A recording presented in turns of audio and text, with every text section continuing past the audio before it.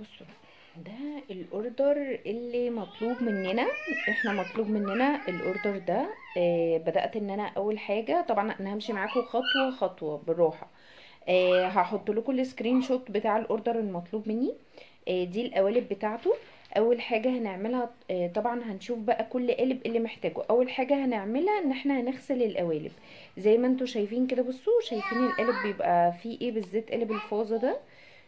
ده طبعا تغيير في القالب مطرح شغل الكونكريت. فاللي مطلوب مننا، مطلوب مننا ان احنا نغسله، وطبعا بمية دافية عشان التغيير ده يطلع كويس. احنا لو اشتغلنا على القالب بالمنظر ده القطعة مش هتطلع نظيفة، وهتطلع القطعة خشنة كده وفيها حاجات مش كويسة. طبعا القالب بتاع هوم تقريبا نظيف.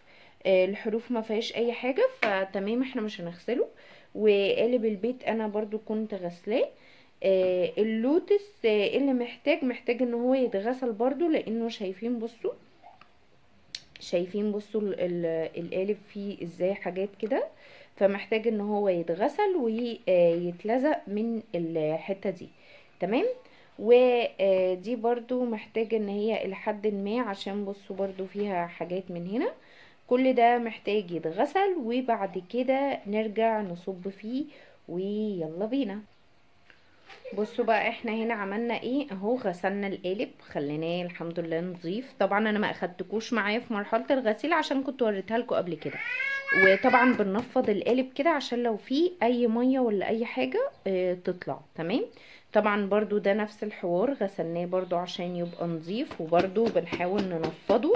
تمام. لو عرفنا ان احنا ننشفه بفوطه قطن تمام.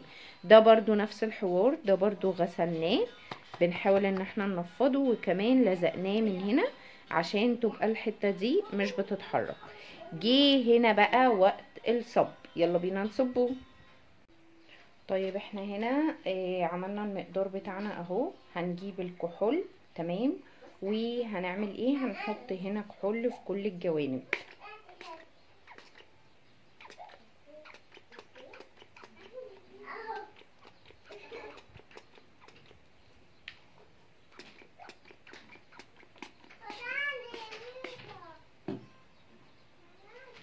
وبرده هنا عندنا في بابلز، مش عارفة باينة عندكم ولا لأ، فهنرش رش.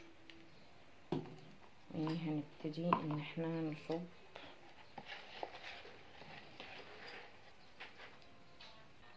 بصوا، انا الخطوه دي بس سرعتها عشان الموضوع ما يبقاش ممل بالنسبه لكم. انا كنت بعمل ايه؟ كنت بصب، على فكره انا بس مسرعاها، لكن انا كنت بصب بالراحه. وطبعا مع كل قالب وانا بصبه بحرك القالب عشان اتاكد ان السائل بتاعي دخل في كل مكان.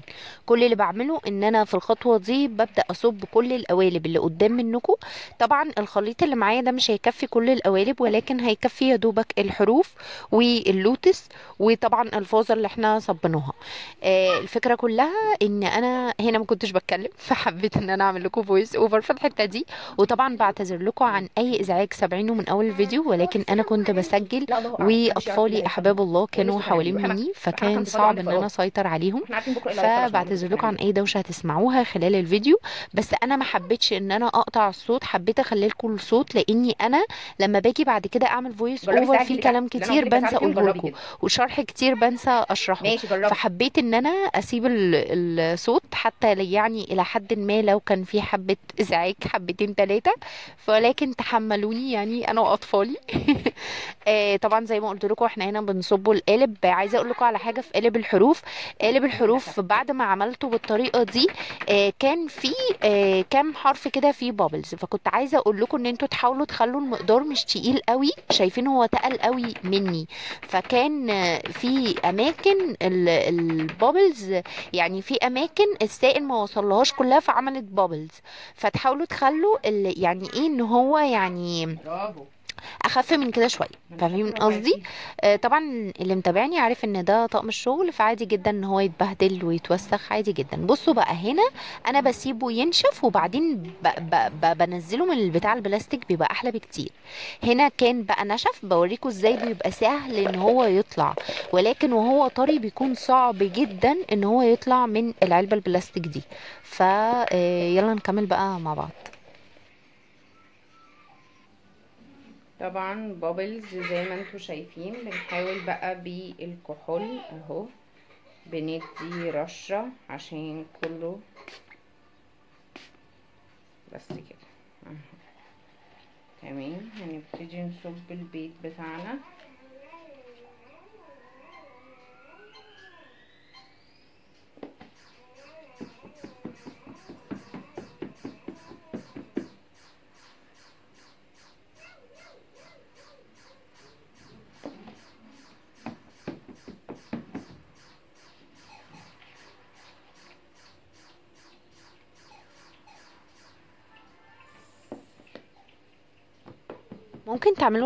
ممكن تعملوا لايك واشتراك، عشان انتوا بتنسوا تعملوا لي لايكات ومحدش مشترك في القناة وانا بتعب قوي، فممكن تقدروني وتعملوا لايك واشتراك.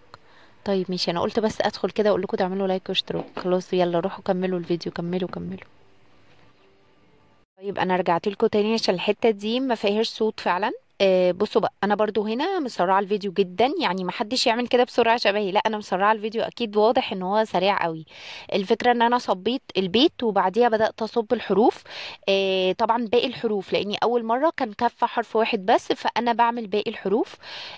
طبعا عايزه اقول لكم ان زي ما قلت لكم ما تخلوش المقدار يبقى تقيل قوي عشان بيطلع فيها فراغات وبابلز كتير. حاولوا تخلوا المقدار يكون سايب كده شويه. وطبعا معلش على ان هو ايدي ملغيه الكاميرا، بس عشان الكاميرا كانت يعني الموبايل بيصور في الوش، فانا بحاول اشتغل يعني، بحاول ومش عارفه يعني، فالحمد لله. طبعا انا هنا بايدي بشيل الزياده. في حاجه بقى انا هنا عملتها مش عايزاكم تعملوها، وهو ان انا بحاول احط كنت زياده تاني في البيت، عشان حسيت ان هو قليل قوي. ما تعملوش الحركه دي، لان الحركه دي هوريكم بعد كده في الفيديو ان البيت هيطلع وشه متبهدل، يعني عايز صنفره بطريقه فظيعه. وطبعا كل ما تعملي الشغل احسن في الاول، كل ما يحتاجش صنفره وما يحتاجش ان هو يقرفك. فما تعملوش الحركه اللي انا عملتها. هنا كان المقدار نشف، ويلا بينا نرجع. احنا عملنا مقدار لتالت مرة، وده بقى عشان الفوزة. المقدار هنا اخد كوبايتين بالظبط. تمام.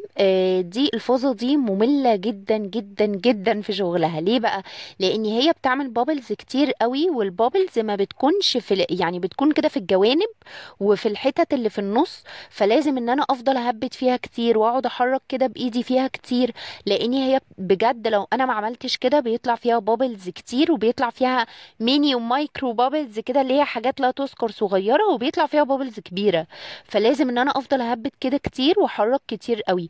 فعايزه اقول لكم اكتر فازه متعبه في كل حاجه، في شغلها في الصب بتاعها، وفي ان انا بخرجها من القالب، في كل حاجه الصراحه.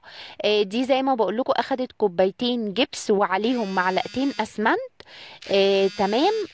وكمان كوبايتين ميه. احنا بنحط، انا بستخدم جبس اسمه الدوليه. طبعا عايزه اقول لكم ان انواع الجبس كتيره قوي، احسنهم سينا والدوليه، بس انا للاسف ما لقيتش سينا، فلقيت الدوليه وجربته. الصراحه حلو قوي، البياض بتاعه حلو والمقدار بتاعه حلو يعني، بس المشكله ان هو بينشف بسرعه قوي، فلازم نشتغل فيه بسرعه.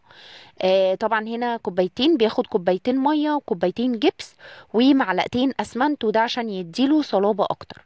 كنت شغاله قبل كده، او في الاول يعني كنت شغاله جبس بس حسيت ان القطعه بجد ما بتستحملش خالص، اللي هي بتتخربش، لو بس حاجه لمستها تتخربش وتتكسر.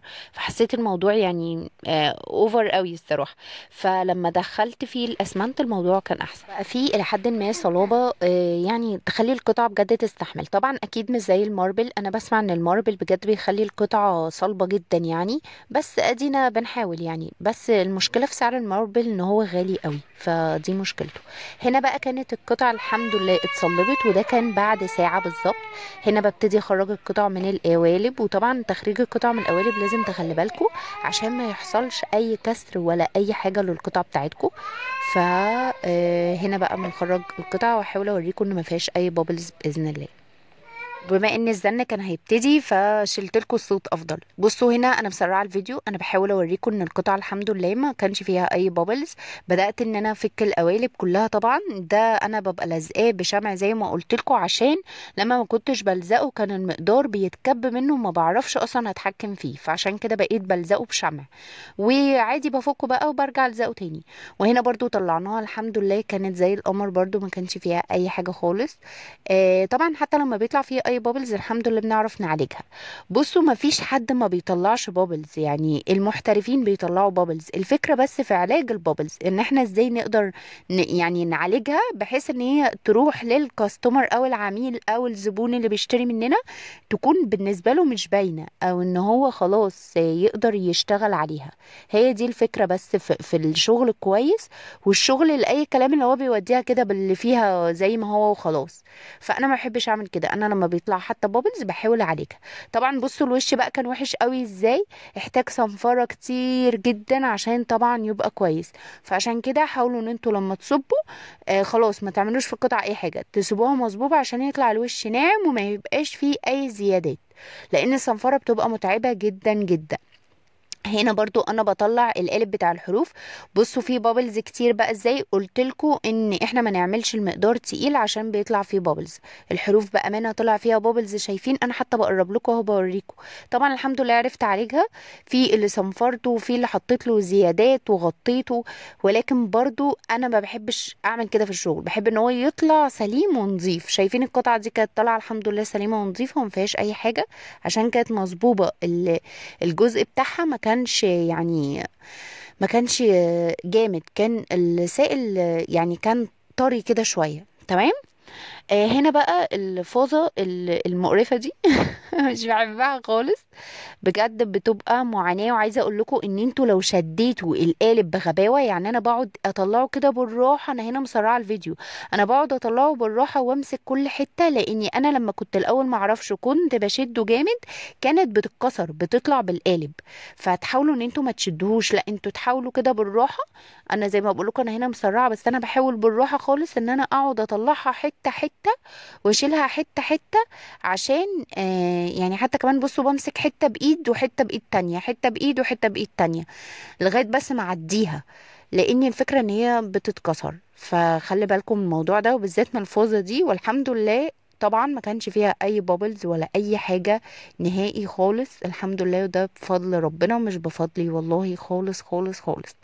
عايزة اوريكم بقى حاجة هنا مهمة قوي، الفرق ما بين القطعة الناشفة والقطعة اللي لسه ما نشفتش، ده الفرق الكبير ما بينها. بصوا بقى ازاي نعرف ان القطعة بتاعتنا ناشفة. اول حاجة الوزن القطعة واللون، شايفين اللون مختلف ازاي، القطعة دي لسه رطبة لسه فيها مية، فشايفين بصوا لونها غامق ازاي. القطعة الجافة شايفين لونها فاتح ازاي. فالجبس بتاعنا مجرد الجبس والاسمنت او البودر بتاعنا اللي بنستخدمه في الكونكريت، مجرد ما بينشف لونه بيفتح ووزنه بيقل، بيبقى خفيف قوي. طبعا هنا انا بقول لكم ان هو لسه محتاج صنفرة عشان يبقى شكله زي البيت التاني، ولكن انا بوريكم الفرق ما بين اللونين وفي الوزن، واحد خفيف وده اللي ناشف، وواحد تقيل اللي لسه ما نشفش، وكمان اللون غامق ده لسه ما نشفش، واللي لونه فاتح ده نشف. يلا بقى اوريكم بعد الصنفرة. طبعا انا بحاول اوريكم من كل الاتجاهات، وهو هنا عايز صنفره كتير قوي. انا بصنفر بانعم صنفره بنجيبها من عند اي واحد موان، بنجيب انعم درجه. طبعا في الدرجه اللي انا بستخدمها 220، في 180 بس دي بتكون ناعمه قوي، بتكون فيها صعوبه يعني، اما 220 حلوه. ببتدي اصنفر هنا وهنا، كان الحمد لله بعد الصنفره. بس انا عايزه اقول لكم تركيه صغيره، انا هوريكم. بصوا انتوا شايفين كده ان هو حلو، بس شايفين من الجنب عامل ازاي، في حتت هابطه وحتت طالعه، وكمان في حتت لسه غامقه، فهو محتاج ان هو تاني يتحط في الفرن عشان درجة الحرارة بتاعته تتظبط وينشف. انا مش عارفة انا وريتكم في الفيديو من الاول خطوة الفرن ولا لا، بس انا بعمل كده في القوالب، لاني انا عندي شمس، ولكن الشمس ساعات ما بتكونش قوية، فبستبدلها بالفرن اللي بالكهرباء. كمان عايزه اقول لكم على حاجه، في تركية انا اكتشفتها حلوه قوي، ان احنا الصنفره اللي بنستخدمها نقدر نغسلها وننشرها ترجع جديده زي ما كانت عادي، ما حصلش فيها اي حاجه. فده يعني للناس اللي هي ايه، يعني انا ممكن استخدم الصنفرة دي مرتين تلاتة وبعد كده خلاص بقى برميها وبشتري واحدة تانية. بس يعني بدل ما نستخدمها مرة واحدة ممكن نستخدمها اكتر من مرة وننشرها، الموضوع بيبقى حلو. هنا القوالب بتاعتنا الحمد لله وصلت بالسلامة، القطع بتاعتنا هنا بعد الجفاف وبعد الصنفرة الحمد لله القطعة اتصنفرت وبقت حلوة، وكمان نشفت، شايفين لونها ابيض وبقى وزنها خفيف. طبعا انا بصنفر كل القطع، انا مش بودي الشغل من غير صنفرة، بحسه كده مش حلو، يعني بحسه لما بيتصنفر بيبقى شكله احلى. فطبعا في ناس عادي بتوديه من غير صنفرة، وده بيرجع لحرية وشغل كل واحد يعني. هنا ده شكل القطع بتاعتنا، والمفروض ان هي لسه في مرحلة كمان، مرحلة التغليف. الناس اللي بتقول انتوا بتخلصوا وبتكسبوا والدنيا معاكم حلوة، شايفين احنا عدينا بكام مرحلة؟ ما تنسوش اللايك والشير.